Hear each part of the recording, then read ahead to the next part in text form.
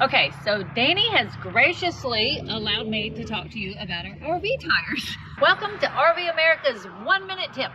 If you're like us, this year we have had to store our RV for a couple of months during the winter because of things that are going on in our personal life and stuff that have kept us here a little longer than we had planned on being here at our home base. So if you're at a place longer, or if you are storing your RV for the winter, it's always a good idea, if you have the things to do it, to cover your RV tires. There's a couple of reasons you want to do this. You want to do this because, as we all know, RV tires will age out before they wear out. And we just got new tires on this baby this past year, and it wasn't cheap. It wasn't cheap at all.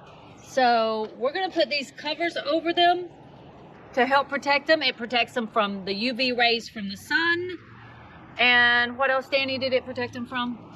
Well, it just keeps them from prematurely aging. The sun's rays will definitely take life out of your tires. All that good stuff he said. And you don't want that happen, because our tires are what keeps us safe. So these things here are super easy to put on and highly recommended.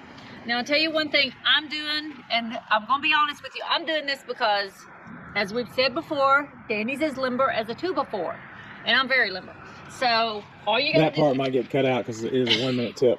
So we'll put the bungee cord on this side, throw it over the top, and she free cut the bungee cord because it's easier to reach behind it. Just grab the cord. And you sling it around, and then you can just reach underneath and grab it.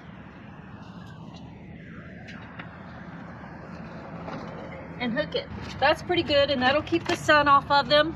And your bungee cord will keep the cover from blowing away. Yep, it should keep it perfect. It doesn't have to be super tight. It's just enough to keep it from blowing away. Just enough to hold those babies on there. Until next time, God bless and many safe travels. And go RV America.